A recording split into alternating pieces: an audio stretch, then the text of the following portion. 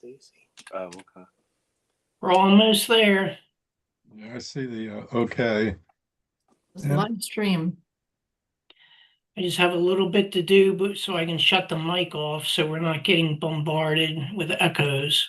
All right, Okay. There you go. Dr. Hoffman, you made it in time. So sorry for the delay. I apologize as well. So, do you want me to share the agenda, Dave? That'd be great, Jeff.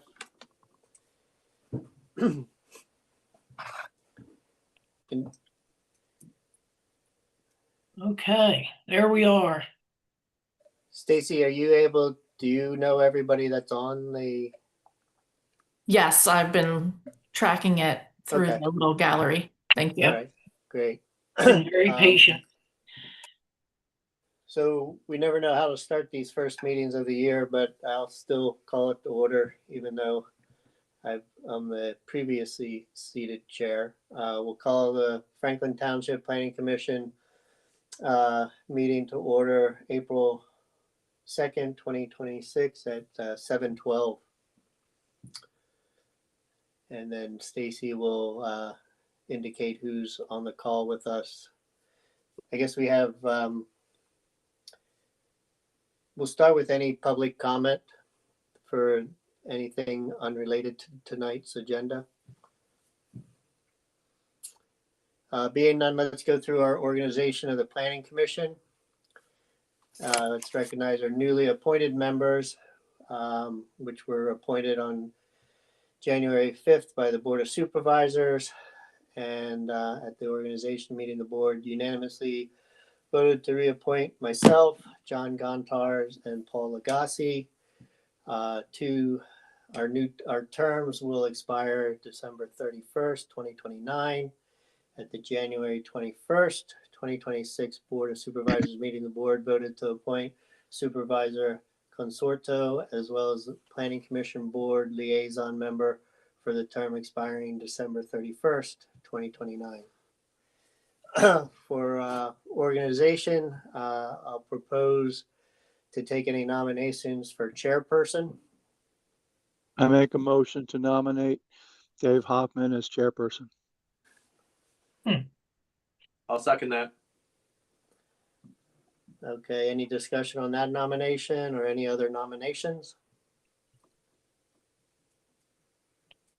Is there a motion to close nominations?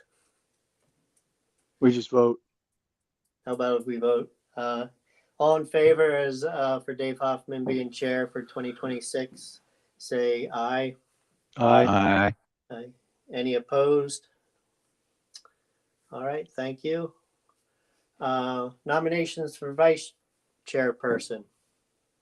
I make a motion to nominate Mark Harris as vice chair. Do I have a second? Second. Stacy, you know who that was? That was probably Zach. James. Okay. No, it was Zach. That was Zach. Got it. All right. Any discussions on that nomination? Being none, all in favor say aye. Aye. Any opposed? Being none, we'll move on to nominations for secretary.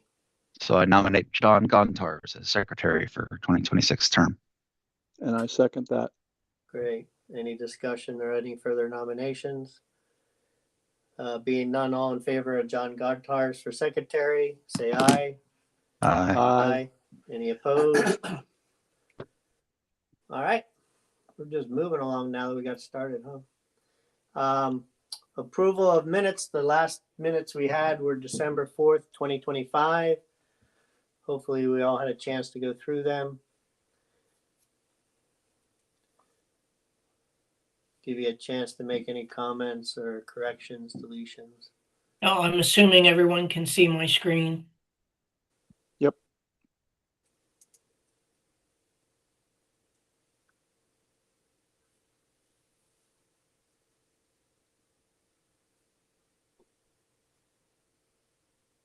Anybody need any more time? Do I have a motion to approve the minutes from December 4th, 2025? I I move make to a mo- approve. Go Go ahead. ahead. Go ahead, I'll Go ahead, second Zach. it. All right, so I move to approve the minutes from the December meeting. I'll second that. Great. Any discussion? All in favor of December 4th minutes, say aye. Aye. Any opposed? Great. First order of business is component 4A for the sewage planning module 1 Springhouse Lane. Is Stan on? with He us? is not. Okay. I can't speak for Stan, but my strong impression was this was kind of a no-brainer kind of a thing to do. It's a process that we need to go through. Of course, if the planning commission has any questions, that's important for us to hear, but based on my memo and then my discussions with Stan, he's fine with us moving forward. This is for a garage conversion where the mother-in-law will be living. So this does not alter any other requirements. They still have to come to the township for building permits, inspections, all of that. So this is just one part of the puzzle here. But So- the reason this is required is because it's a separate additional dwelling unit, even though it's in the same footprint of the old house, and then it requires a second septic on the. Well, I same can't say lot. separate. I can't say separate septic, but this was clearly a requirement of the health department. So they have to meet all of their rules and regulations as well as the building codes. I don't understand why it's here. And it's not this particular one that I'm asking about. It's the future ones. I thought that Right. we had said that this is a building permit as long as it doesn't, as long as it fits our prescribed solution, then it wouldn't need to do this step.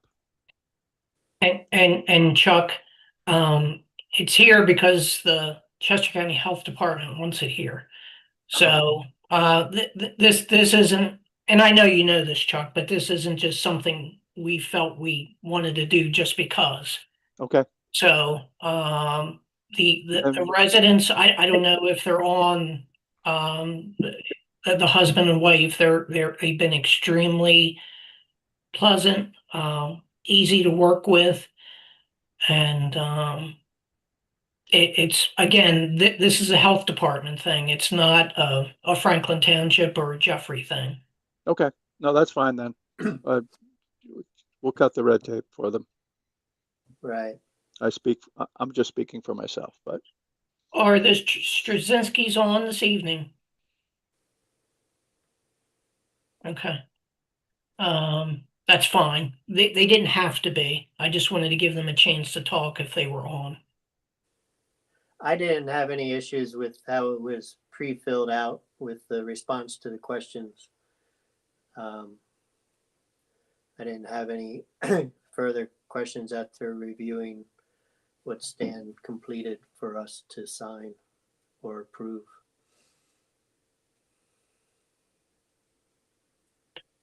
And if the planning commission votes favorably tonight, I would just ask Mr. Hoffman if he could come in on Monday and sign the document, please. I'd come tomorrow, but you're right, Monday. Yes, sir. Do I have a motion to approve? Is anybody, do you want me to read the motion and somebody can say so moved or? Sure. yeah, Well, that'd be great. I make a motion to approve component 4A sewage planning module for Keith Straczynski project of 1 Springhouse Lane as reviewed and approved by Stan Corbett of ACOM. Do I Second. have a said motion? Do we need someone to say, I make so motion? I think so, but Okay, I make so motion. great. Second, And Zach, go ahead. Second. Second. we'll get Mark in there for a second. Any discussion? All in favor, say aye. Aye. Aye. Aye. Any opposed? Motion carries. And Dave, what I'm gonna do is I'm gonna have Mr. Snyder drive now for the Woods Edge. Great. So you probably won't get as dizzy with him than as you do with me. What I'd ask, I'm thinking that we have public on that are interested in this part of the I- agenda. I would say so. It looks like we have the engineer for New London Township. It looks like we may or may not have the manager for New London Township, resident Charles Mark. And it looks like we may have one of the Vogue family members on here. Okay. And it There looks is- like we've got John Auerbach too, if I'm not mistaken. The reason I ask is that it's been a few months, and just because it is a public meeting, to just give a brief background to Woods Edge and then get into your presentation.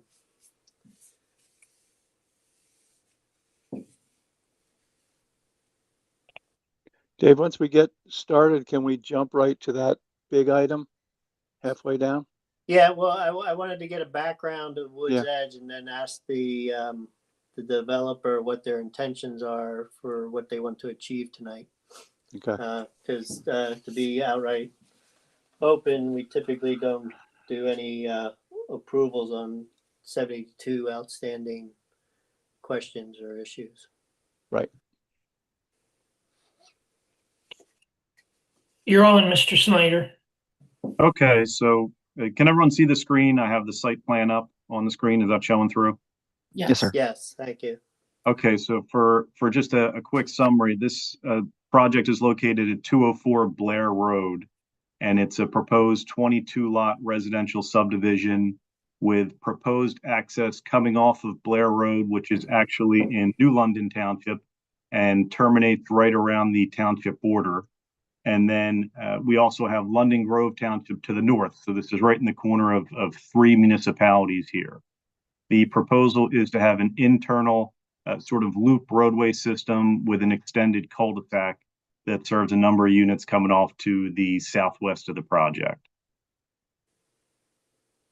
And my thought was, and I don't know how you typically go through these, but I have sort of, a handful of what I call the more major issues that are still unresolved, as we would say in our review letter. Nate issued an updated review letter a week ago, March 26th.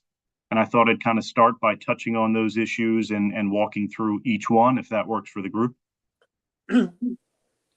Mike, if you don't mind just telling us what you consider to be the major issues. One, first is access, and both emergency access and access from Blair Road coming in from New London Township, both for emergency vehicles, school buses, and really where this road's going to go and how we have emergency access for the site as well. So access is kind of number one that I was going to go through. Number two is environmental impacts and impacts to the existing woodlands on site and what adjustments have been made from the developer through the comments to date. Another would be sidewalks and trails. I know that was discussed at the last meeting and the plan's been updated for that. So we can go through what changes have been made for sidewalks and trails. Then I have lighting and then stormwater management.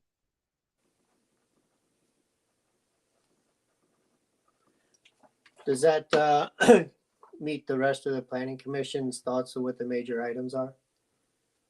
It does for me. Just for me. All right. Yes, sir. Great. So Go ahead and get started. we'll start with access, which, that's a large item for this development.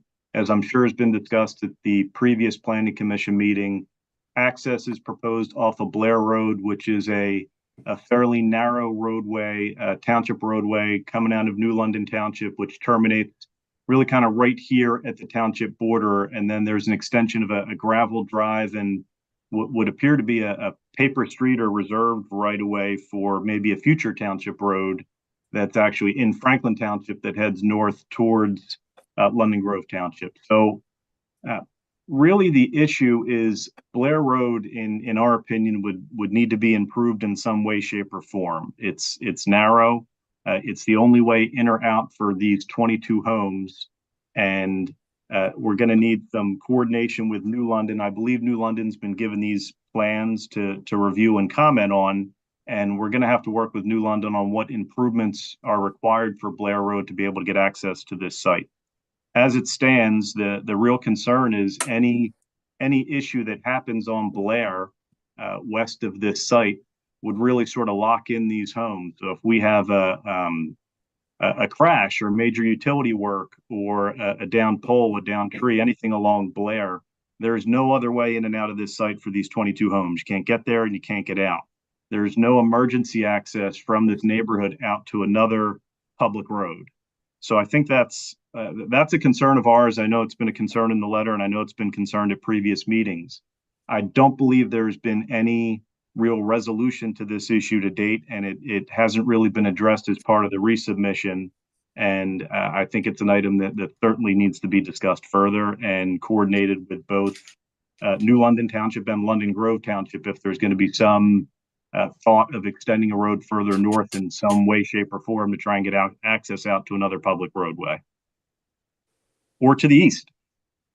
So I mean, when I look at it, that was my biggest concern when I looked at this plan, was the sort of one way in and out of this development from a roadway that's undersized. I think we'd all be in agreement that that's, if not the biggest issue to be resolved. Do you have any proposals? So I don't know if Mike Joyce, if we want to have Mike Joyce in on the conversation as well as the design engineer, if any other alternate access locations or even emergency access locations have been reviewed or pursued, and what the results of that have been to date. Thanks, Mike. Yeah, Mike Joyce here. I'm with Chester Valley Engineers. And John Backish, he's the property owner and applicant. He's on the call as well. So John, feel free to jump in.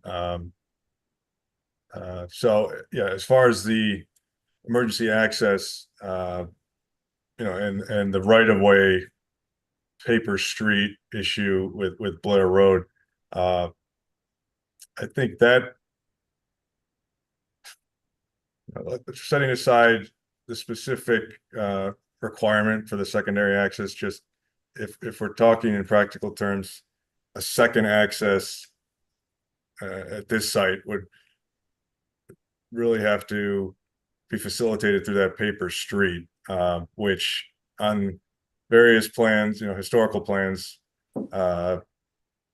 is denoted as a township road, Township Road T-360. And it may never have been a paved road, as far as I can tell. We have a plan from Chester Water Authority that they sent us as part of our PA1 call, and that's a plan from 1950, I believe. And it identifies a right of way in the township designation, Township Road T-360 designation, but it does note it as not navigable and a dirt road. And I think even if you look, so again, it may never be paved, and that's probably why it doesn't show up on PennDOT mapping, because it's not paved. It's not going to be part of any liquid fuels programs conceivably. So, Can I add something, Mike? sure. I do know that for dirt and gravel roads, we do get liquid fuel money for. So this is not one of those even. So we had gone back and done research, and we weren't able to find this extension or paper street, whatever you want to call it, going north on any of our liquid fuel maps or paperwork. So to the best of staff's knowledge, we have never received liquid fuel monies for that area. We've never snow plowed it. We've never pothole patched it. We've never cut branches or trees off of it. So go ahead, Mike. Right, so that leaves it as it would appear to be a paper street.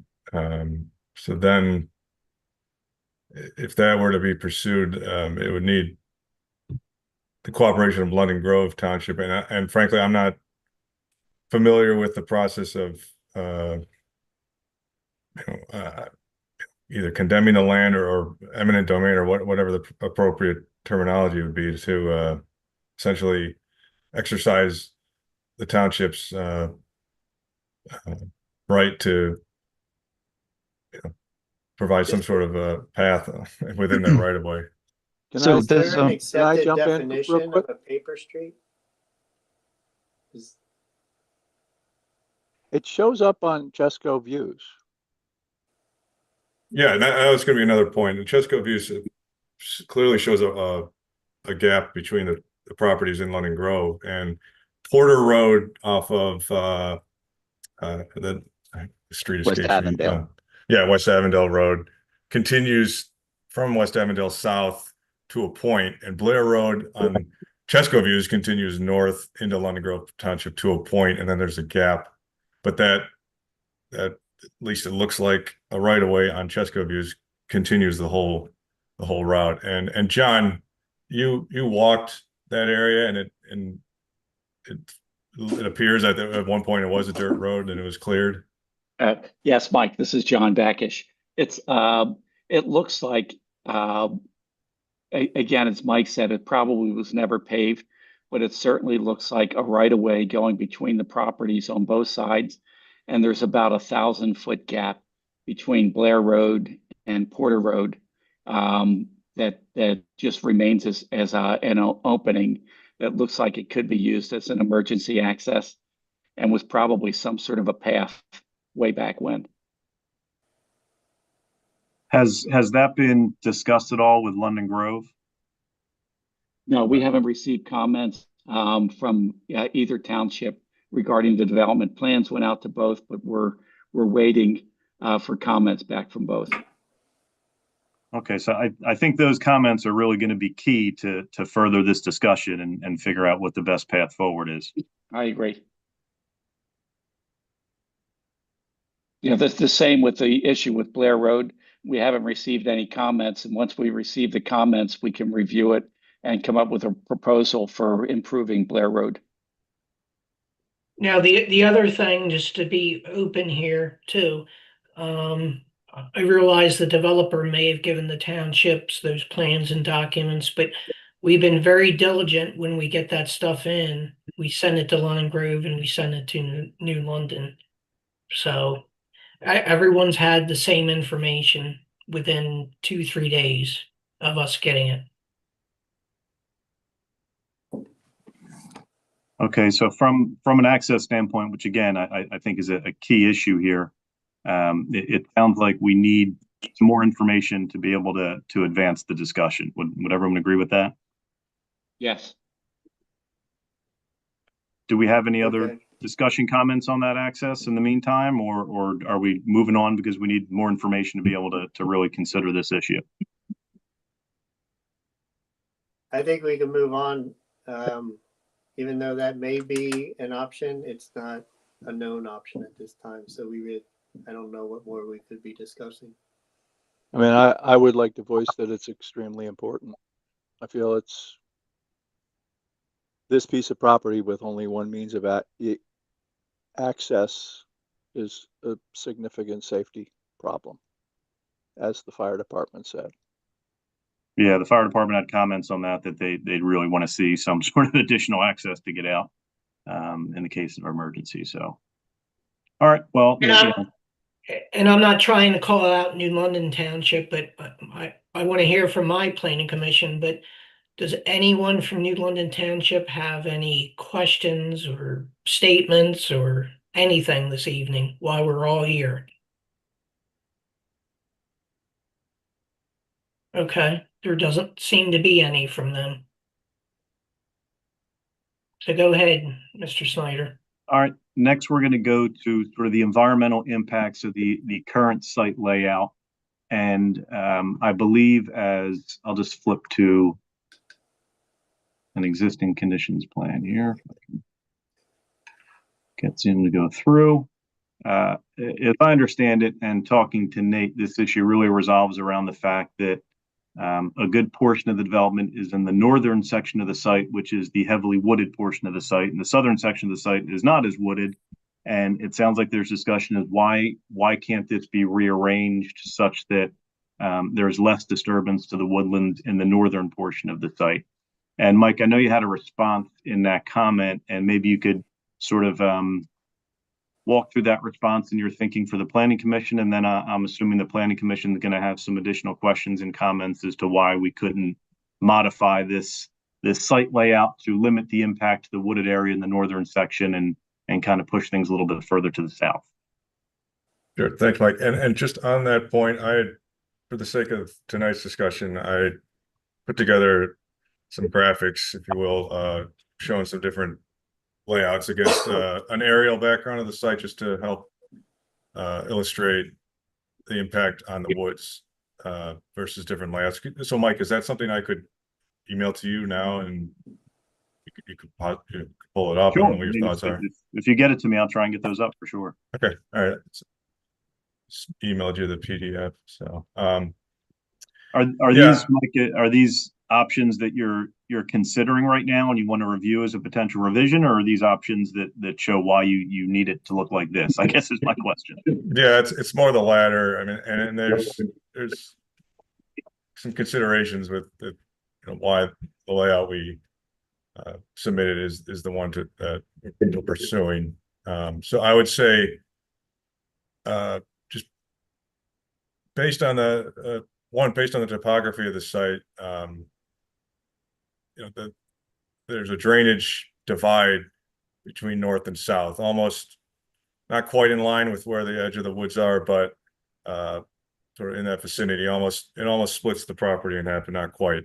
So that, when we're proposing this many lots and new roads, it's obviously introducing a lot of impervious cover that we need to address for our stormwater management. And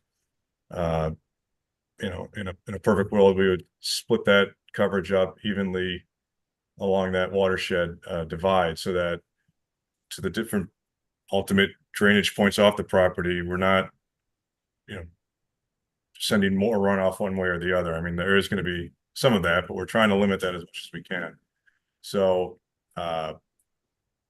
really, if by the code, we're entitled to develop as these 22 lots just based on the density requirements and open space requirements. So we're trying to achieve that to keep the project viable. And that said, I don't know if you received those exhibits yet, but if you shift things, if you shift the layout as it is, just shift it to the south, there is a significant reduction in the woodlands disturbance.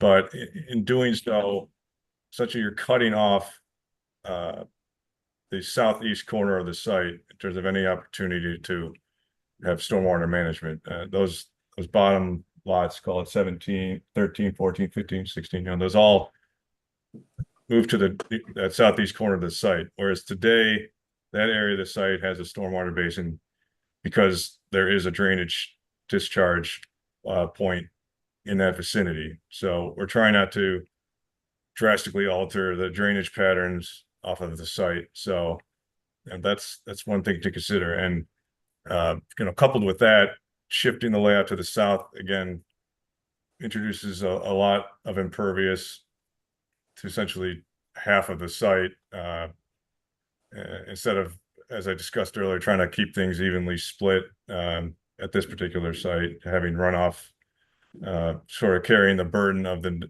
additional runoff between those two halves of the site. So so we did look at a couple other scenarios not just as simple as shifting everything to the south, but sort of rotating and mirroring the layout to see, if we can minimize the woodlands disturbance and also try to keep those areas open for the stormwater management facilities. And all right, yeah, thanks. So this is the option one, we'll call it. This is what I just discussed, where we essentially take the layout as it is and shift it to the south. So as you can see, the yellow area on this plan, it represents the woodlands that are currently disturbed that would not be disturbed with this layout. And the magenta areas are vice versa. Those areas are currently not proposed to be disturbed. They would be disturbed. So those areas, it's roughly a 2-acre savings, if you will, in woodlands. However, as I noted, that southeast corner of the site is now occupied by the lots, and there's really no area for the stormwater facility. So you're essentially having to direct all this runoff to one large facility at the southwest corner of the site. So that's really the concern there, because that open area between, call it the loop road, really you can't put anything in terms of stormwater management in there because everything is pitching towards the south. So in a scenario where it's back-to-back storms and the worst happens, the outlet structure for the facility is clogged and you've got overflow hitting your emergency spillway, then with this layout you're sort of left with having runoff through these properties. So that's something we want to avoid. Well, what about, Mike, with this sort of a scenario, if you don't have area to the southeast for a larger stormwater basin, doing some more smaller stormwater facilities, maybe on some of the lots? I know that's been a bit of a shift in design to have, instead of larger stormwater basins, to have a number of smaller ones, sometimes on individual lots, to try and limit how big those larger basins need to be. Yeah, and we are pursuing that with the design as it is and more of addressing the 2-year storms, just to try to they almost act as seepage beds, like you would have in a simplified method application where homeowners with an existing house is putting on a small amount of impervious and they're allowed to just put in a sort of a seepage bed or a stone trench. It's a little more robust than that because these are new lots and new houses. So we do have small pipe basins on each of these lots, but yeah, the fact that we're utilizing on-lot septic as well creates an issue with the amount of footprint available on a per lot basis that we can devote to stormwater. So we've kind of maximized as is by just having smaller facilities to handle the 2-year runoff, and then the flow essentially bypasses to the larger facilities and the less frequent storms. Can I ask a quick question with respect to what we're looking at right now? This is Paul Legassi. Can you give us a rough indication of where the watershed divide is on this? Yeah, actually, you can see. Well, okay, the divide. It almost follows the road. Kind of here.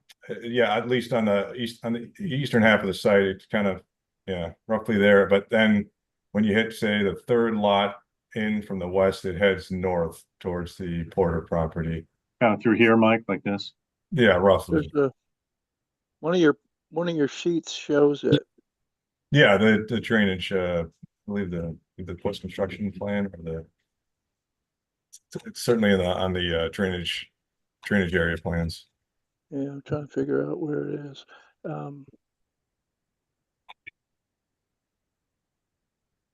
So you're trying to avoid getting too low on the site. Is that correct? or two north or south, one way or the other. I mean, the site essentially Right. pitches, we have a ridge line almost right smack dab in the middle, going looking east-west. So we're trying not to, When I say low, I don't mean down the page, I mean elevation wise.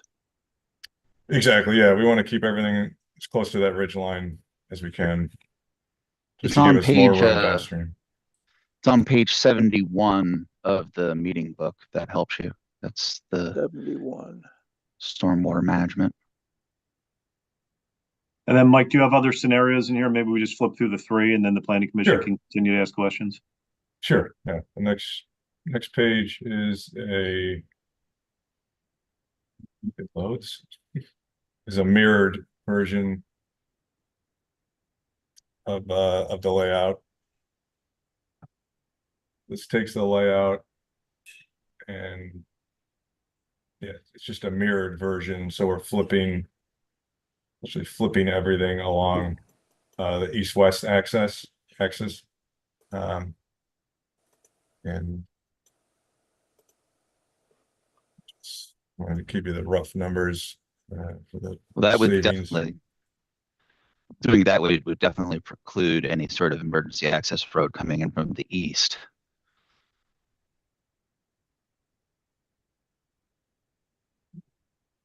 Potentially. Why do you say that? I just don't know where it will go. Depends on whether it's at the top or the bottom, I guess. Yeah. Mr. That would- Joyce, I'm Yes. sorry. Oh, go ahead. Mr. Joyce, have you approached any of the owners to the east or the south for a secondary access? We have not. I believe Okay. at the last meeting, his name escapes me. I'm sorry, let me pull it up. The neighbor to the east. Yeah, stated that you wouldn't get it. Yeah. To the northeast side. And Mr. Riley. Riley here. And let me just peek at this third.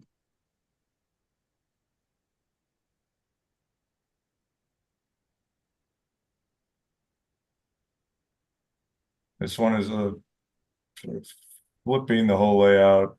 The cul-de-sac obviously wouldn't be there, but that would be the new access. And then we're just, instead of having a cul-de-sac, it's just a loop road. I sketched in just as placeholders, the 4 lots on the southeast corner. Again, this is almost a wash in the woodlands savings. I think it's around 20,000 square feet of a savings, if you will. But again, really cutting off that southeast corner for a storm facility. Just looking at these, Mike, is there, I mean, it seems like different flips and locations of the same sort of general road layout. Is there any other road layouts you looked at, a different sort of circulation to try and save more of the wooded areas and use more of the south?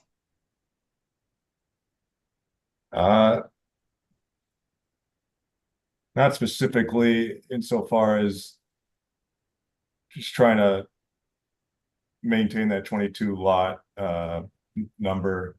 And again, so there's a few things to consider. Obviously, the stormwater, there's the woodlands disturbance allowance, and then there's the open space requirements. So just in juggling all those, this layout, where we have sort of maximized the straight segments of roadway, as opposed to having a lot of loops and curves, and we're providing that, but to the minimum extent that we can, just to maximize the lot density.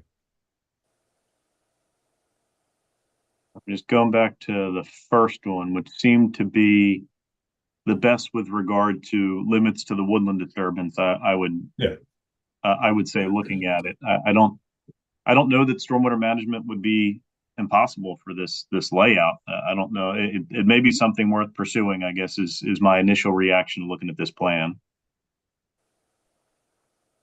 And I don't know if the planning commission members have any thoughts on this as well. If there's anything they see that they like or don't like, or want to see something else trying attempted here to try and limit that impact to the woodlands. Anybody? Chuck? Yeah, so the magenta area on this particular one is supposed to be in the middle of the original. Yes, on the original. I don't think it has much value in the middle, either for you when they're trying to sell the homes, or as any sort of habitat, because it's isolated in the middle of the roads. And we are maintaining more of the wooded area in this option than we are in the first option. So I kind of like this one, assuming that that middle is going to be left open. It's probably going to be for stormwater for everything on the top. I think that's more natural in a loop road than having a wooded area inside of the loop, which I think would be a little bit, I don't know how sustainable it is. I don't know how desirable it would be, to be honest.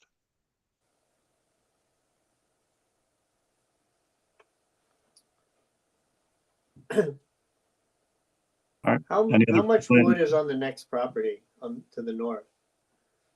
So are we maintaining a fairly large, with this scenario that's on the screen right now, are we maintaining a fairly significant amount of contiguous woodlands? I'm just going to bring in a larger aerial so we can look kind of on Google. So this is essentially the site through here. So it doesn't continue, it kind of connects in through this woodland area here, and a little bit like up here, but it does open up again once you get just north of that woodland area up to the top. Thanks.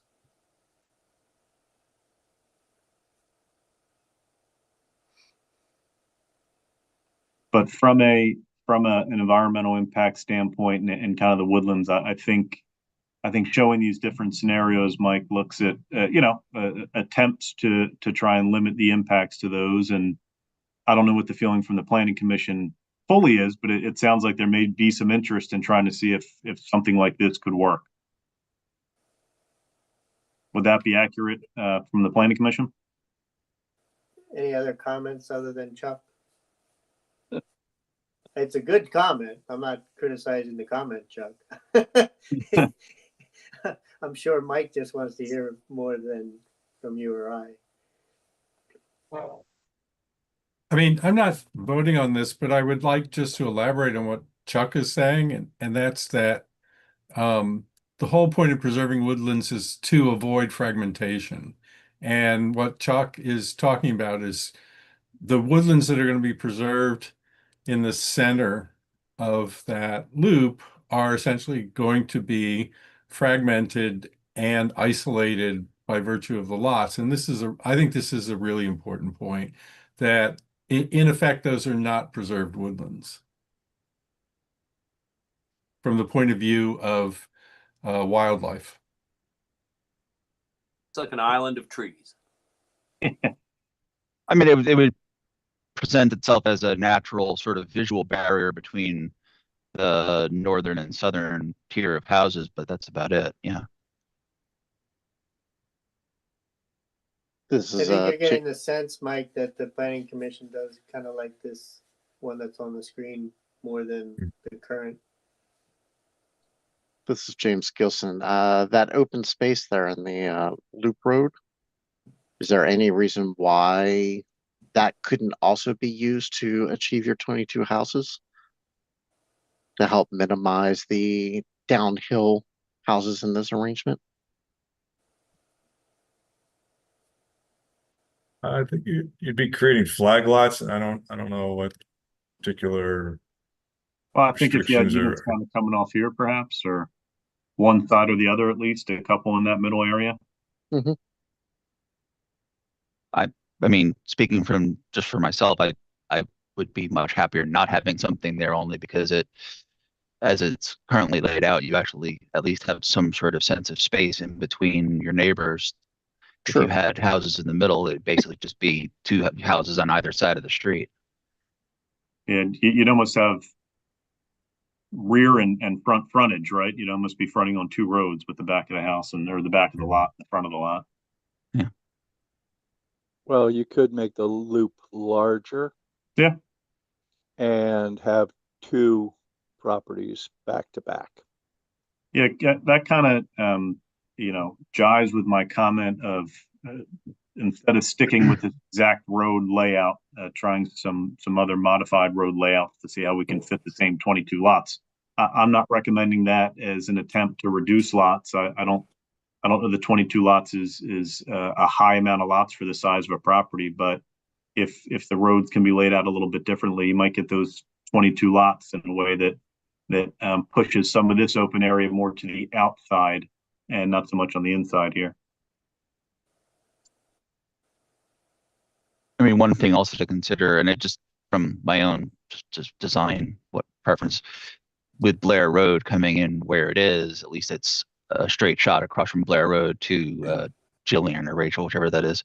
If you move the road structure further north or south from where it is, then you're going to have to do like a chicane or whatever to go off of Blair into the community.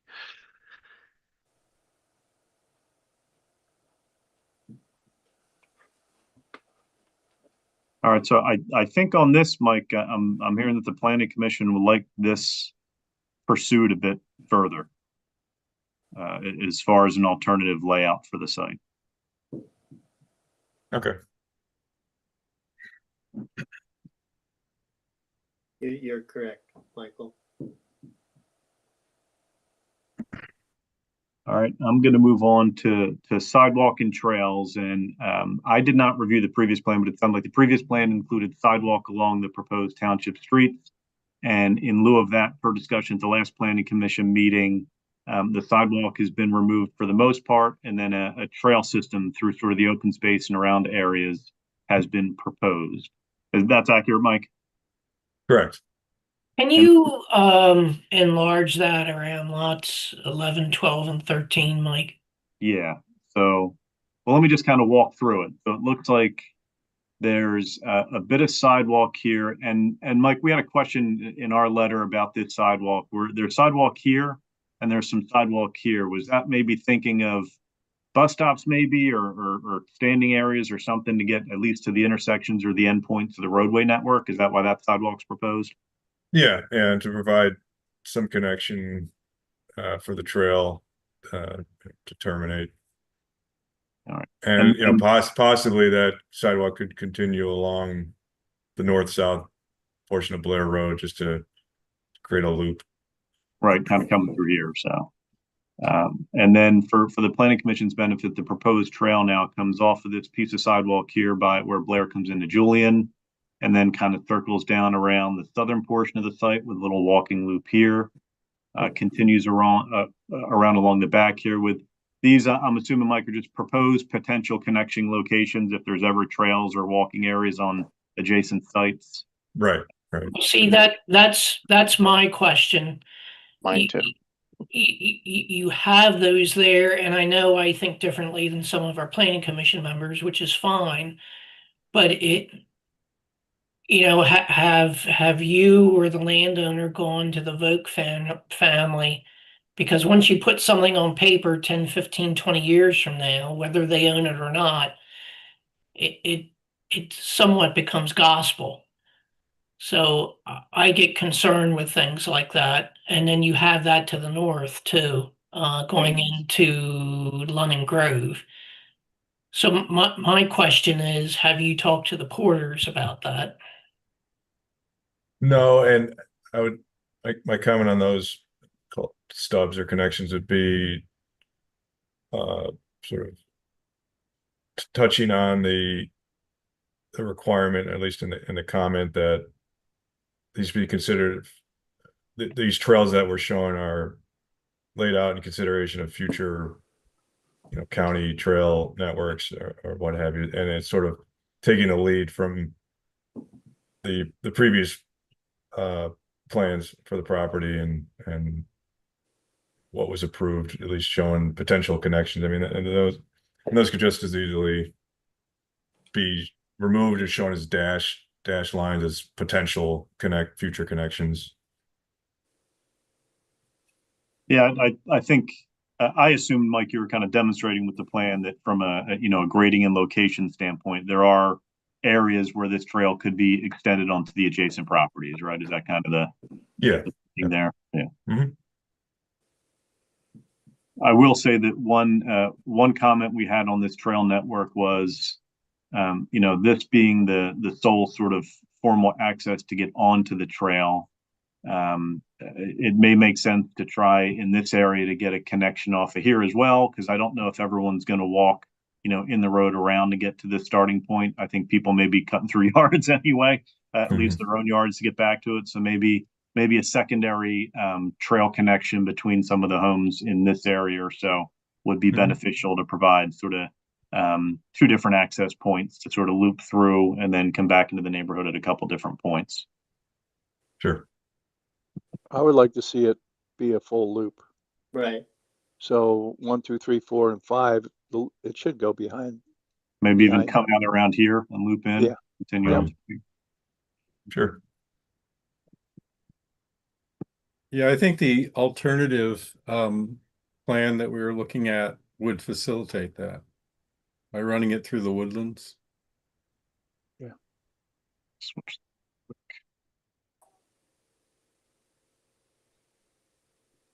Yeah, kind of even behind here. You can loop around this whole thing as well. Yeah, I think either way, with either plan, I think you could get a road that or a walking path that does loop around the whole site and come in at two different points. I would encourage you going as close to your property line as you feel comfortable. That way, if there are future connections, they're very small. Mm-hmm. All right, so that's sort of the sidewalk walking trail issue. I don't know that is too far away from being in a good spot. It sounds like, I'm talking about, I think it needs some adjustment, maybe a little bit more full loop around the whole neighborhood. And it sounds like everyone's fairly on board with the layout of a full looping walking trail around the site. Yes. Yes. All right. Moving on to lighting. Lighting in our comments is kind of left to the township of what the township wants to see from a lighting standpoint. No lighting, some lighting. I don't know if you really need street lights for the entire neighborhood. I don't know if you want some street lights at the intersection locations where there would be bus stops once we find out where those bus stops would be in coordination with the school district. If there's going to be a community type mailbox situation, if coordination with USPS, where that's going to be. So I don't know what the planning commission's thoughts are on lighting in general, if we want to discuss that. Or no lighting. I mean, there's plenty of neighborhoods in this area that don't have any lighting at all.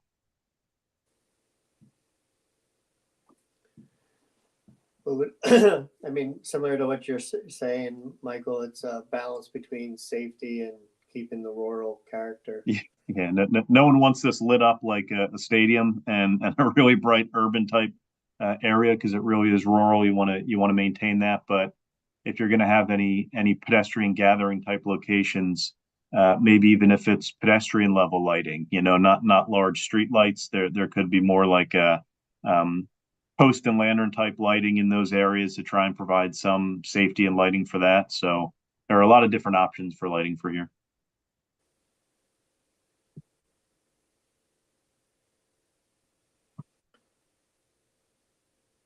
Any thoughts, planning commission? Generally, we do very minimal lights in these kind of developments, if at all. Yeah, I agree. Yeah.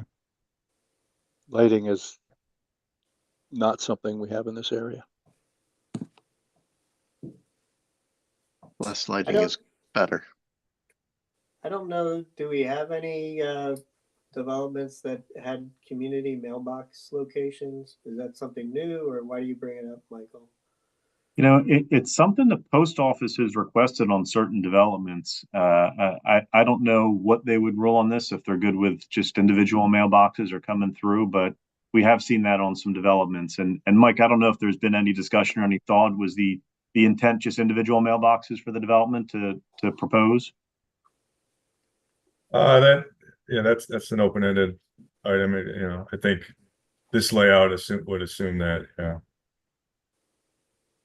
And right now, we do not have any community located mailboxes and developments. It's basically at the end of everyone's driveway. Okay. Unless it's a private drive. Correct.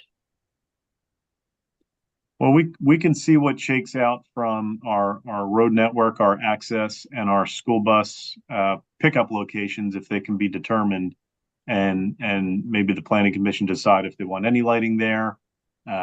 School bus pickup drop off is usually done when it's light out anyway. It's not often done in the dark for that sort of a scenario. So you may be fine with no lighting at all in this plan. Mike, is it safe to say that you're, just looking for guidance and we'll provide whatever is requested from a lighting standpoint? Exactly, yeah. All right, so it doesn't sound like anyone wants a lot of lightings. That's what I'm hearing. It doesn't sound like much lighting at all.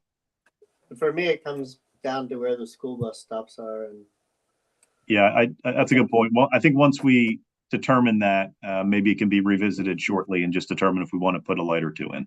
There is a letter from Avongrove in the package. They said they're going to, once the roads are dedicated, they're going to do a loop through from Rachel and then out Jillian with a stop at the intersection of Rachel and Jillian. So if there was going to be lighting, that corner there seems like it'd be a natural, a focal point for that, because that's going to be where I would imagine the folks from down cul-de-sac end of Jillian would walk to. So yeah, I do know that that's contingent upon the township taking dedication of these roadways. And yeah. I don't know if that's been fully decided yet, if these are going to remain private or if the township's going to take dedication. If the township doesn't take dedication, I don't believe the school bus would come into the development at all. I think that's what it says in our book. Yeah. They'll stop at both entrances. So at Rachel and at Jillian. Although it also kind of begs the question, then what, right? Like, how are they, Right. I don't know. This is essentially transitioning to a gravel driveway once you get to this point. So if a school bus isn't going to enter and loop around, I don't know how it's going to get here and then get back out Blair Road. So again, it's contingent on this access issue getting settled. So a lot of this comes from access and how we're going to access the site, and if there's going to be a continuation of a road in some fashion to another public roadway. I can tell you in my development, they actually back up and do a do they K really? turn. Wow, Yeah, I haven't seen that. I know. I mentioned that because I did a triple take when I saw it. But it's what they do. Well, something tells me they won't tell us that they're okay with that and that they will back up. Not to say Exactly. but Exactly. I think that on that's paper. driver. I think that's driver choice. All right, so the lighting issue, it sounds like minimal lighting, if any, and we'll determine that once we understand where the bus pickup locations will be. Is that accurate for everyone? yes, Yeah. Yes.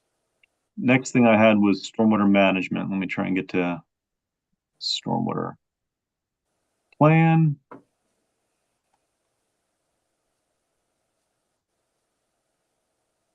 We can work off this. So two things I wanted to bring up here. One is some level spreaders have been added to the design coming out of the basins to try and dissipate the flow as they come out. We've asked for a little bit more study on that to make sure, between the level spreader and the receiving stream, which is right down through here, that this can be accommodated without eroding any of the areas through here, causing any damage coming off of the level spreader, especially for this basin here, which is basin 2, both basins actually. So I think, Mike, you're going to look at that a little bit closer. Yeah, and I think the comment also mentioned that essentially the basins are up the slope, and we can look at pushing them closer to A little closer. the low end of the site. Yeah, and then couple that with looking at accommodating the bigger storms with the level spreaders. Can you tell us what a level spreader is? Sure. So in the version you see here, it's a perforated plastic pipe in a stone bed, and that stone is backfilled to the surface of the ground. So it's not typical buried pipe where it's just you don't know it's there unless you see an inlet or a manhole nearby. It's this stone trench all the way to the surface, and the idea being that discharge from your facility enters at the bottom of that trench, and basically the hydrostatic pressure from the volume of water in the basin sort of pushes down, creates pressure into the pipe, and eventually that flow bubbles up to the top of that stone. And with any outlet, or rather discharge sort of feature, the intent is to dissipate the energy of that runoff, to spread it out as much as you can, and really to prevent the erosive conditions as Mike alluded to. Yeah, so So it's instead of essentially a, the overflow. yeah, so instead of a single pipe discharge here, if you think of all this water sort of shooting out of a, you know, Yeah. I don't know the size of it, if it's a 12-inch pipe or so, you know, that would have the concern of erosion right in that sort of, you know, shooting down there with a concentrated channel and flow. So the level spreader, just like Mike said, it kind of comes up and more gently flows off of all parts of this wider area. So it just dissipates that force, so you're not eroding directly downstream from that pipe discharge. Would the HOA be responsible for the maintenance of that structure? Yes. Right, Mike? I mean, these are in the open space. I think the larger basin, the HOA maintained. Correct. And maintenance is a good segue to the next basin. So one comment we had is the basin on the northeast portion of the site here. Access for maintenance is a little bit of a concern. Is you know, how do you get this is going to be have to be maintained. You're going to need some construction equipment to get out to maintain it, and even just landscaping and general maintenance. And we don't know where that's going to come through. So I think an area should be established to get back to this basin to be able to maintain it. Mm-hmm. Yeah, and just on that point, I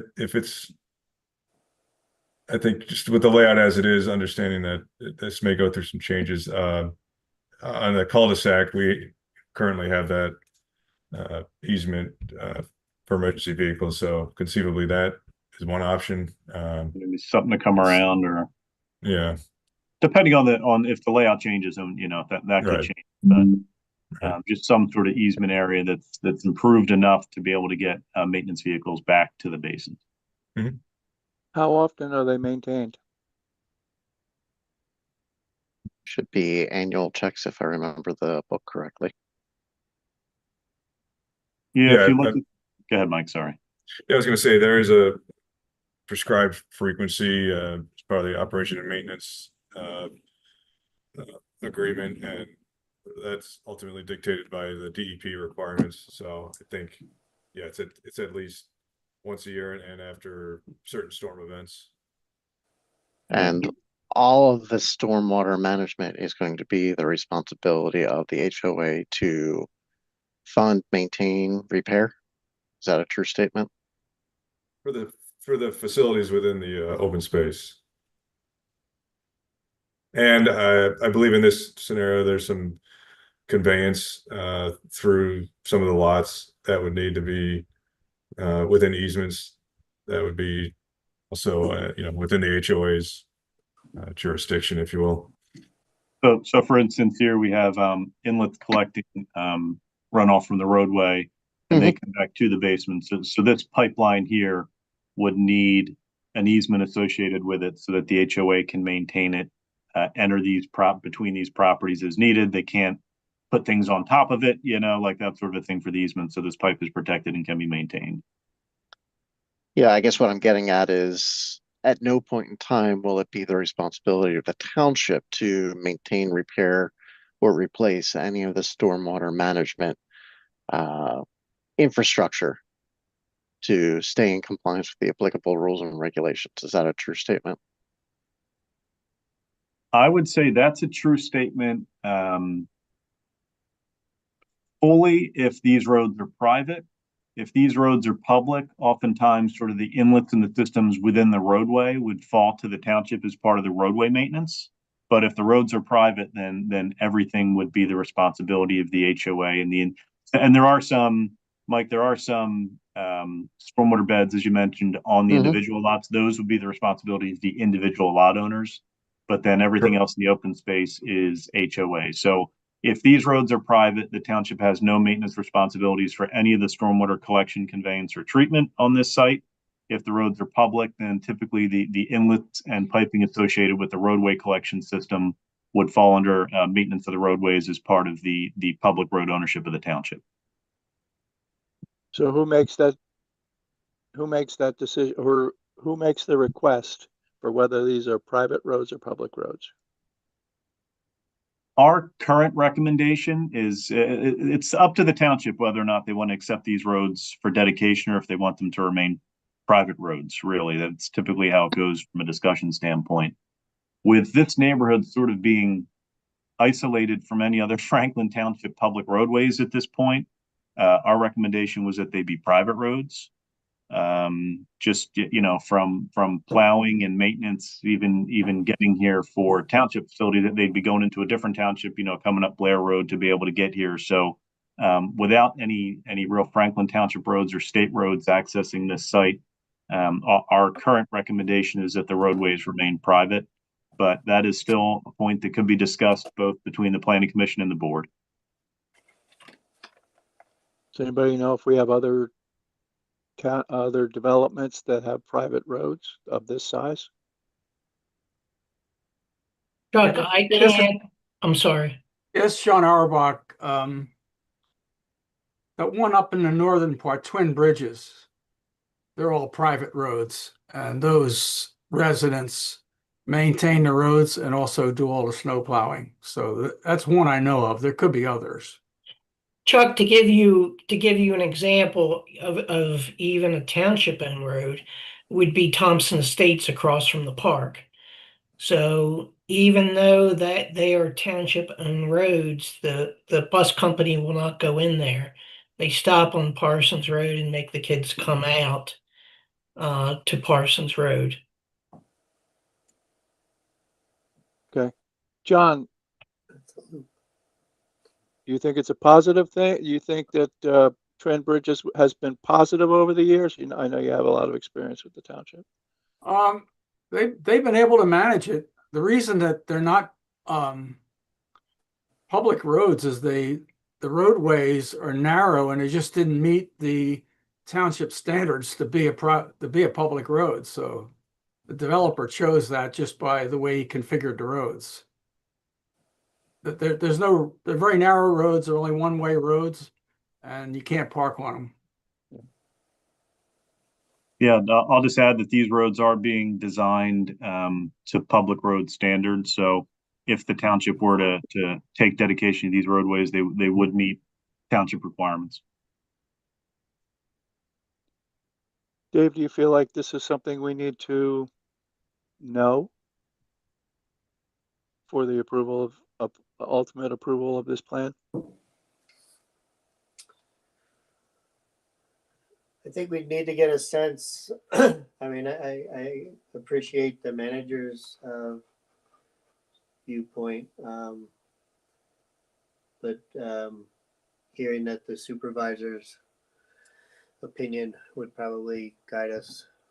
I think because our comments are to when the plan's approved, but the supervisors and the manager have to manage after the project's in there.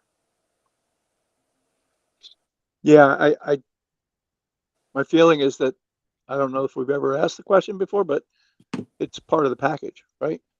Right. Yes.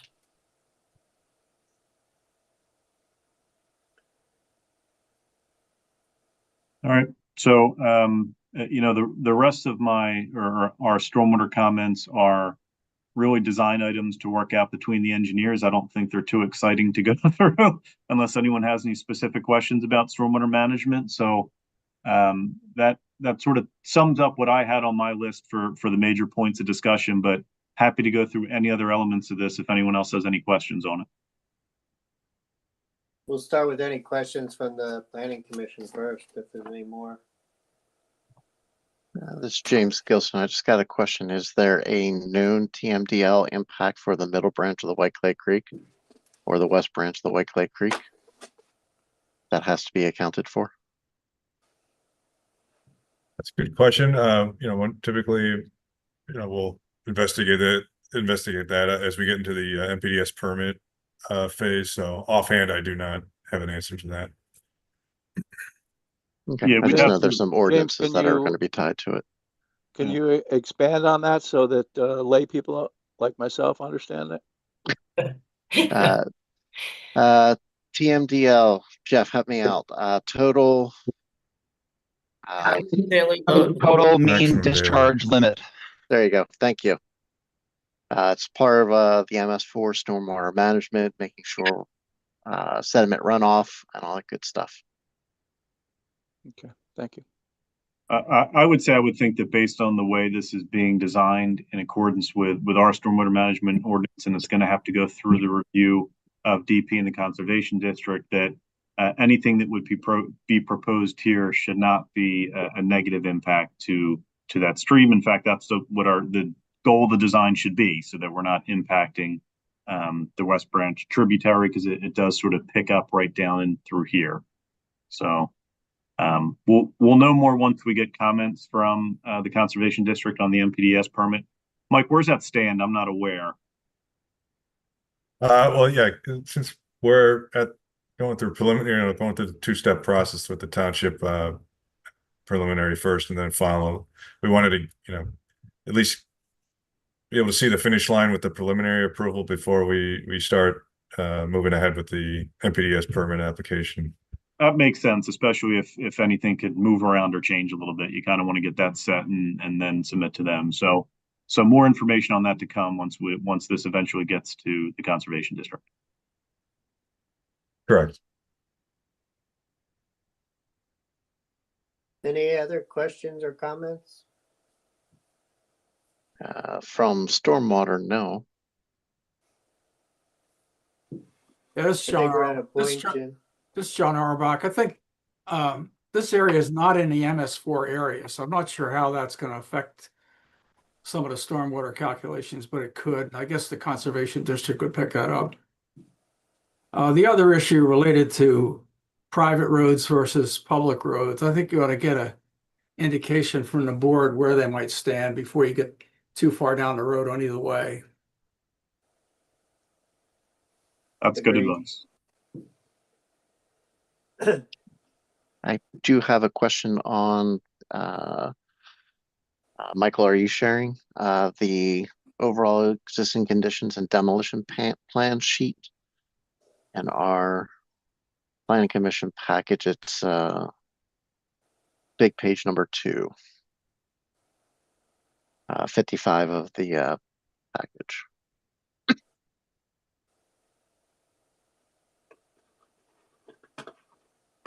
Yeah, if you can zoom in on that top left corner. It looks like per the line indicator, this project's going to propose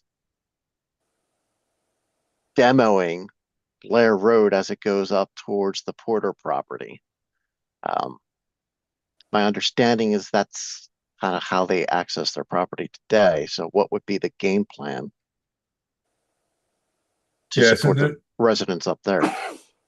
So we updated this from the original layout where essentially we had a stub road all the way to the property boundary. And so what this plan actually shows, it's a little difficult to make out, but there's 2 hatches along the driveway. So the cross hatch indicates where we're going to remove the gravel driveway and pave the new Blair Road. And then the hatch to the north of that is the existing gravel driveway. So that would all remain. So essentially the gravel driveway would transition to the new road, at least on the current layout. Just trying to get to the plan to show that, 'cause I think you have it on there. Yep.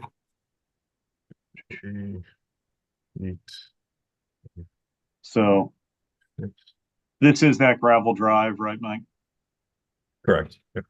So this is the gravel drive, I guess, to remain, and then here is where it would transition into the roadway, the extension of Blair Road, I guess, for lack of a better term at this point. Right. Gotcha. Thank you. Any other questions?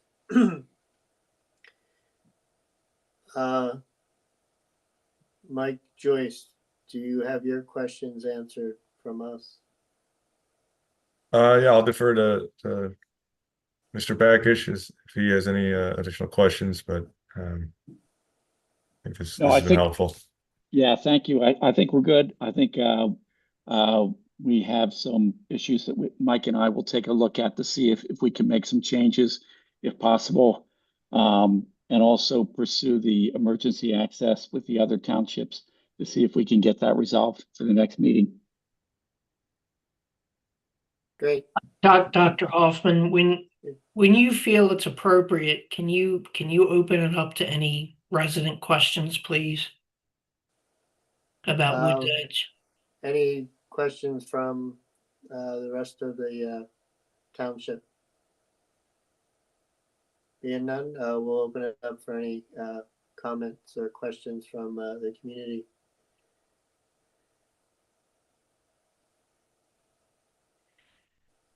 Mr. Vogt, Mr. Mark, anybody have any questions? Please bring them up.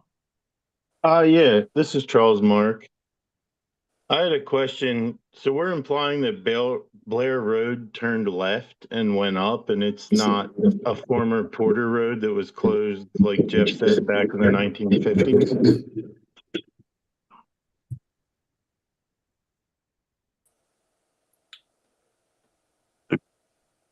The question I'm hearing is, no, I don't know that we know that's the case. It seemed to me, because the documentation that I saw actually had, I mean, even though this is being called Blair Road here, it looked like it was a different township road number than Blair Road. I don't know what the intent was previously as far as this going north. Is your thought that this through here would all have been Porter Road?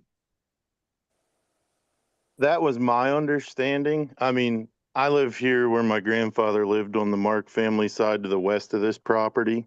And if you continue up Blair Road to where it ends at the township line, you can see through the woods where it used to continue straight on to Guernsey Road. I mean, a long, long time ago, but there's an old road bed there that follows that wood line. Yeah, correct. I don't know if it tied into that road at Guernsey just north of where you're cutting across.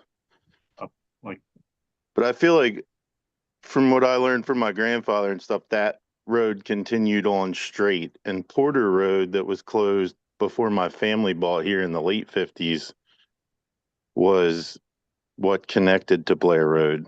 That's interesting. So yeah, thinking Blair would come across here and then tee off up with Porter coming through. That's what you're kind of remember what you've been told?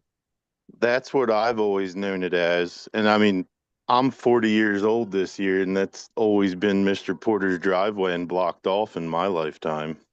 And it's always been gravel from Blair Road clean past his house. There's a couple loads of stone dumped in there that when they closed the road, they blocked it off, I believe. Yeah, I think we definitely need to do a little bit more research on what this was. I haven't seen anything yet to show a Blair Road extension through. That's interesting, though. I mean, it almost seems like it could, right? But I don't know that we've found that documentation yet. I think it was Yeah, just I a was farm just curious. path. I think it was a farm path across the property. Okay, that's possible too. It's going through properties. It's going through multiple properties, and I think that originally that was one property, and then as it was divided, it still goes through multiple properties. That would make sense. I also had one other question.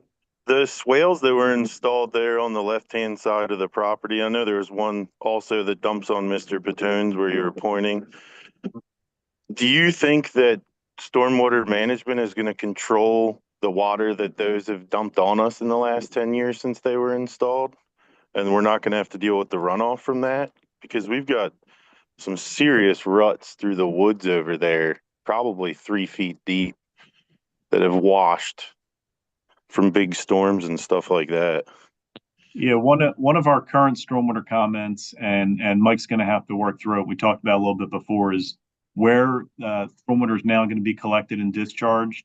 He's got to follow that a little bit, see where it goes and get into the waterway, and make sure that where those discharge locations are happening, that it's stabilized and we don't get the rutting that you've been getting. I guess with these swales that were just sort of put in to drain more in a direct discharge way, it looks like, based on these, just to get it, I guess, collected and off the property. So the design engineer is going to look at that a little bit closer, and we'll review it to try and prevent what you're talking about from happening again. All right, thank you.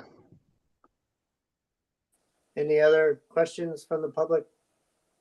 Mark, I'm sorry, Dave, I have a quick comment about the old road issue. So I just happened to go and look at my historical maps of the township, and in the late 1800s, there was a road up there going across. Up crossing here somewhere? Yeah, crossing at the very north edge of the township, not exactly at the wood line, but there was a road going across from about where Blair Road comes in and zigzagging, but sort of as you're getting toward Guernsey, maybe going a little more toward the north than going straight across. Yeah, but we're talking 1870s, the 1880s. That's interesting. This is Rob Porter. Can you hear me? Yes. Yes. Yeah, that road that you're talking about, it did drop down there and it met up with Chambers Road at one point in time, years and years ago. It came off here somehow. I don't know where it turned. Yeah. But So it did something drop between into these there. points, right? I guess something between these points it flowed through. Yeah, I believe it was down more towards the house, more towards Guernsey Road on Vokes property. Okay. Right up around that wood line, down around that swale. All right, that's interesting. And also on the north side of the property you're talking about, that does run downhill into my property, so I'm concerned about the drainage also. There's a small stream that runs down through there that runs down just on the north side of Chambers Road that crosses Guernsey.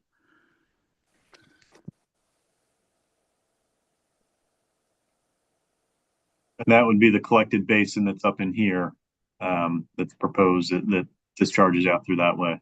Yes. Yeah, same thing as the previous comment. We're looking at that a little bit closer to make sure we don't cause any additional erosion as it gets to where it needs to go. Okay. Yeah, I think you can see that stream on Chesco Views if you zoom in. Just Yeah, north you of can. this property. Yeah, it's all wooded here. It's tough to see where it flows. Through here. Yep, meanders through the Right north about portion where of the your arrow trees. was. Yeah. Okay. And then yes, for access, if you're going to disturb our current access coming in, we have always had access this way out, coming out the gravel to what is Blair Road, is being called Blair Road now. Yeah. We've always had access back in through there, and we do have to get farm equipment back in there. Okay. And yeah, and Mark's also on a partial back in there too. I know it joins their other partials, but they do have a partial back in there also. You know what this line is that shows up on the map? I don't know what it almost seems like it's an access road. I don't know if it's just. I'm not I think sure. it's Google Maps. is- Yeah. Yeah, I'm not Google sure Maps where that ever came from, auto-generating. but It's Google's Maps mess. that they actually tried to send the fire company up, and it is a swale between a cornfield. Right. So if that's given directions on Google Maps, you don't want to follow Yeah. it. You can end up- Correct. Mr. Porter, do you have difficulty with your farm equipment with the current access, or is it adequate? No, what we have now seems to be adequate, but they are coming through where they propose to develop. So I'm not sure how that's going to work out for us. Yeah, so this is your current gravel coming down through here, right? And you come all the way down. So the thought here is that this would be maintained as it is today for you, and then transfer into a roadway to get down to Blair. Wide enough, that's fine. Would that affect the trees on the Mark side of the property along that driveway? There's a tree line there on the left side that Yeah, I goes all thought the way I'd back seen- to Mr. Porter's. I'm sorry. Was there another drawing too that had X's on the trees they were going Yeah, to remove? I'm gonna go back to that.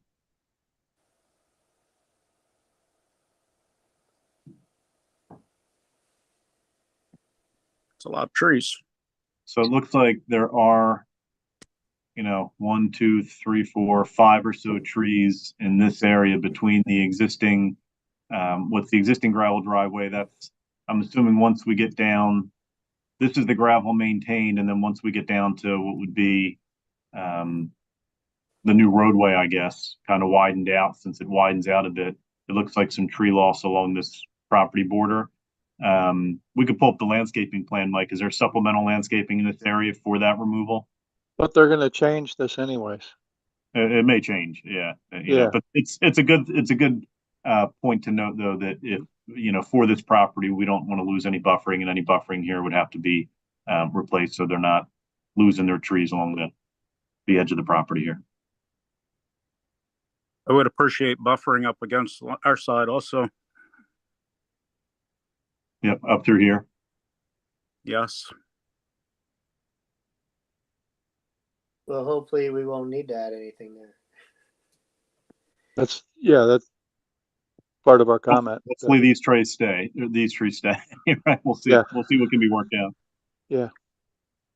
I was also wondering, do they do any wildlife study? I mean, out here on our farm and over towards Porter's, in one night we can count 75 to 100 deer in 2 or 3 groups. Do they take into effect how that's going to affect the deer and the population? I mean, we have a huge deer population here. It really factors into the overall limiting the impacts to existing woodlands comment, right? Like that's all part of that, is one of the reasons why we want to try and maintain these large woodland groupings, and why they're considered environmentally sensitive areas. Part of that is wildlife. So as we've been discussing tonight, we're trying to get to a point where we limit to the best of the ability of the project to not remove the larger woodland areas. All right. Yeah, I was just wondering. I mean, I kind of take pride in I feed more deer than cows, so it's kind of nice to see them all around. You don't see big groups like that around here very often. Yeah. Okay. If there's not anything more on Woods Edge, we'll move on to the next agenda item. Actually, if I could ask one question. This is Mike Corcoran from New London Township. Sure. I wanted to see if Beaver Hill changed their position on improvements to New London's portion of Blair Road, or if their position is still that they will just make repairs as necessary. Yeah, this is John Bankish. We're waiting for comments from both townships as to what they'd like to see. You guys didn't want to go through a subdivision review with us, so we don't really have comments to offer you. You sent us a letter saying that you provide us 3 copies. That's all that Franklin Township's ordinance required, and that's all that you were willing to send us. So you will not get comments from us because we're not given any escrow to do a review.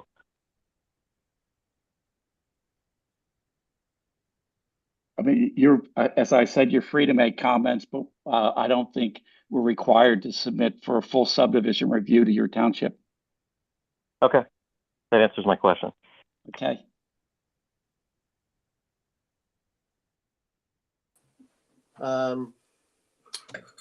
Okay, going once, going twice. I appreciate everybody's input, everybody's comments. Hopefully, we can make some headway before too long. Thank you, Michael. All right. You're Thank you welcome. all. It's nice meeting everybody, and you'll have Nate back soon enough here. And he'll continue on this one and get this moved along, hopefully in a way that works for everybody. All right, thank you, Michael. Are you involved with the next agenda item at all? If I am, I'm going to be poorly prepared because I don't even know what it is. So I think I was only in for this one. So hopefully no, you then you're not, and that's good for you, and it's all right by us. All right. Well, have a good evening, everyone. All right. All right, Thank you. Yeah. Thank you. Stacy, when you're working with the notes, can you make sure that it's highlighted that when we present to the supervisors, we want to ask their viewpoint on road dedication? Yes, we'll Just do. that it's kind of maybe bold facing your notes for John. And then so going forward, then the next agenda item is data center model ordinance. And I don't know how much you wanted us to discuss tonight, Jeff, because in communications between a few of us, you said, once we discuss it a little bit tonight, we want to get the direction of the board. Correct. Whether they want us to pursue a data center ordinance. Correct. I know on the managers consortium email exchange, this has been a hot topic. So between all the townships. So I was able to get some ordinances as an example for you. I'm not saying they're the best in the world. Now, late yesterday, I had forwarded to you a sample ordinance from Chester County for you to look at and review. I know you're not going to make any decisions tonight. I just wanted to bring the topic up and suggest whoever comes to the board meeting on the 15th, ask the board this question. Guy Donatelli thought it was important for us to at least talk about. Doesn't mean we have to implement, but just to be prepared. I can tell you I went through about half of the material that you sent for this data center. I think it is something we have to discuss, my opinion. I think probably I would be in favor of an ordinance. I don't know how likely it is that anybody would be interested. But what I did come away from the information that you sent to us is that not every data center is big, huge, and needs to be, 1 million square feet. Correct. I mean, yeah, the hyperscalers would never come here. We don't have the power or the water necessary for them to even begin to make something of that scale. So, But wasn't that what the ordinance was written for? The hyperscale? yeah, it seems like it. Yeah. Yeah. So then I mean, we would have, it can't hurt to have the ordinance, but the likelihood of it ever happening around here seems minuscule. I agree. I agree. Doesn't mean it has to be hyperscale. Anything Oh, that no. functions as a data processing center would potentially fall under the requirements of this ordinance, right? Well, I mean, I imagine it would depend on its scale, right? I mean, a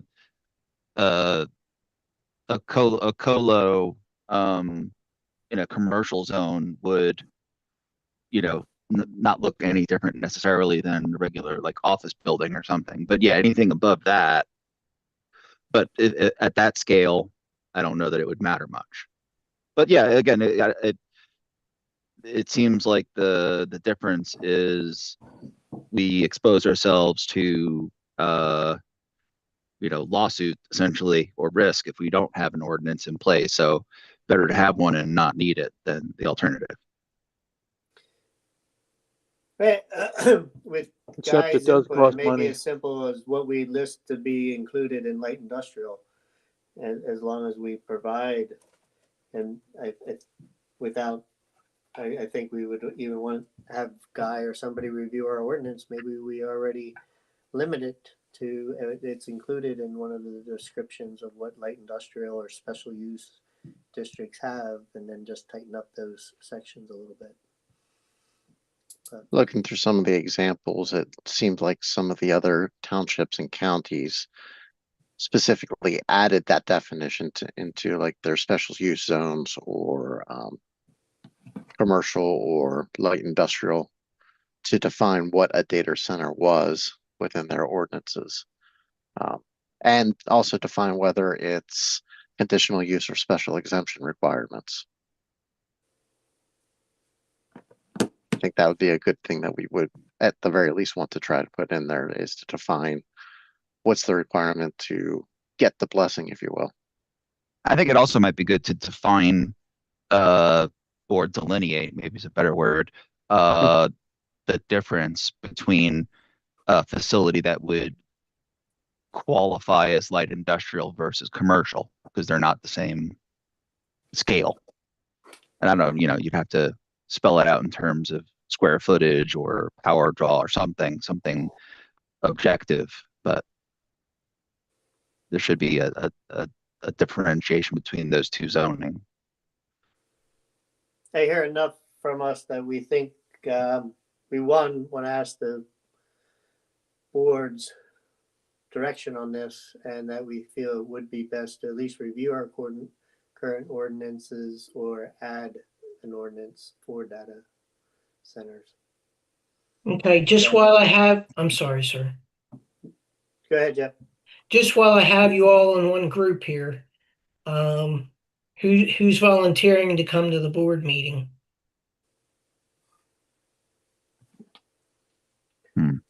Have we not represented ourselves recently? Or No, you have. It's just that you're all, because it's a new year. because it's a new year and this is an important topic. So John Gontars has always represented you very well. I just don't know what his schedule is. So that's why I want to kind of to try and work that out this evening. If it's John, great. If it's Chuck, great. It doesn't matter. Mr. Gontars, can you hear us? It would be April 15th. Hello, Mr. Gontars. Well, at least this 15th, I'm busy. Here he is. I think he's going to talk. Go ahead, John. No. You took yourself off on mute, John. Mr. Gontars. Okay. Well, again, whether it's John or Chuck or Zach, as long as someone can make a decision by Monday, Tuesday next week, just talk or email amongst yourselves and just tell me so we know who's coming. Can you put us all on a group email, Jeff? That'd be fantastic. I can. Great. Yeah, well, I mean, we'll cover it somehow. Okay. No, just one of you, please. You're all great, whoever it is, just somebody.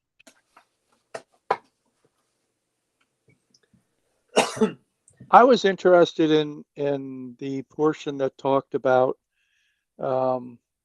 especially with the large ones, the ability for different townships to work together. And do we need to codify something in order to be able to do that? Because the reality is if one of these goes into any of our neighboring townships, it will affect us for sure, especially the groundwater situation and the power.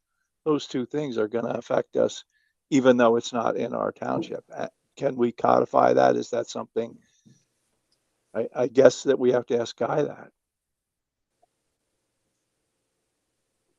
Or is Guy even our lawyer and we have a different lawyer? Guy will be at that April 15th meeting. Is he our lawyer or is he the supervisor's lawyer? Well, he's the township. He's both. Right. Right. So so I mean, that's kind of the more important question for these megas, because, well, I don't know if it's more important, but I agree with Zach that it doesn't look like anybody's zoning in on Franklin Township to put a mega data center in. Here's what's important to me, Chuck, and this goes for any planning commission member. If you think of any questions that you want Guy Donatelli to be prepared for April 15th, send them to me. Okay. I will pass them along. Just don't wait and ask him the night of the meeting. Let him be able to do some research and be prepared. For what it's worth, I just looked at my calendar. Unless someone has a better desire to do it, I will represent the board on the 15th. As long as you're all okay with that.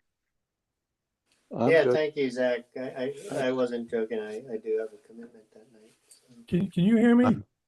Now we can. Now we can. Okay. I was trying to get in. You know, one of the things about these data centers, does the ordinance that's in front of you, which I haven't looked at, include a battery energy storage facility? It does. It does. Because what I'm seeing about that is that there's more concern about those than there are the data centers. And so you almost have to roll that into the thinking process, because particularly for an area like us, where our groundwater is our resource for most of the homes, having that in place as a potential spill point is a big issue. So I think that's kind of important for this area, for what it's worth. Okay.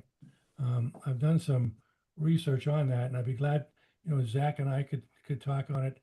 I was trying to talk, and I don't know why this thing wasn't working, but I've looked into this a bit, so for what it's worth. Okay. John, were you talking to yourself? I sometimes do that in the closet. I was thinking the same thing, John, especially when it comes to the emergency management of planned chemicals and materials that be on site and potential response plans and how that's handled. Okay. Yeah, this is John Auerbach. I got a comment related to the data center. I think you ought to look into that to the point you could find out what kind of facilities may be employed. There could be something smaller that could come in your way. We had something many years ago, a new facility, just like these data centers. It was related to electronic signs, where they were becoming quite an issue. And we eventually engaged that thing and developed an ordinance for it, because the reality is that could come to the township. But this data center kind of falls under the same area. Just because you don't know much about it, you might want to find out what could possibly come in here and whether it's small enough that you have to worry about. Well, maybe we can flex. Well, I mean, something I'm glancingly familiar with data centers only because I've done some of the infrastructure work around them. So I kind of have an idea. I'm not saying I've worked in an Amazon hyperscale, whatever, but I have a general idea about the footprint of these places. And yeah, I mean, and I'm happy to talk about it with anybody. And if John, if you want to have a side chat about it, I'm happy to do that as well. And as far as the meeting goes, I don't know if you want to represent us or not. I'm happy to do it if you're not able. No, I'm happy with you, Chuck. Okay. So we'll chat and we'll resolve it. All right. Sure.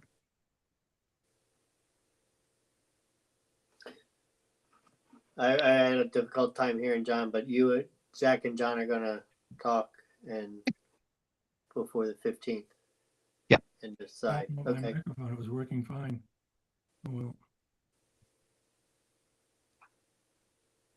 I'll go down and fix your printer and we'll talk about it. Yeah. Actually, I had a question for you. Looking at our agenda, there was a line item there about a conversation about the extension review expiration. Did we discuss that?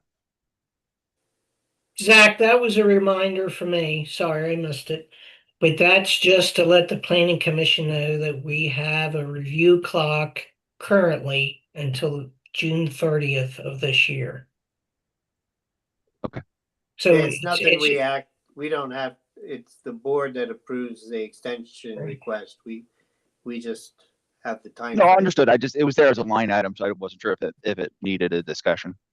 No, just I wanted to alert you guys, so it's better than one person trying to remember it. So we all know it now.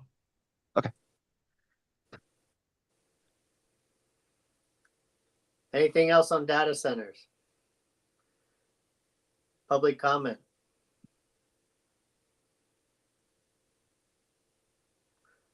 Do I have a motion to adjourn? So moved. Great, thank you, Zach. Thank you, everybody. It's a good meeting. Thanks. Thank you. I'm gonna come with Mark from now on. Yeah, where'd Mark go? He ran out on you. He's hiding off here. I'm over here. Okay. I'm present. Okay. Just checking. Yeah, no, I'm here. I didn't go to sleep. Okay.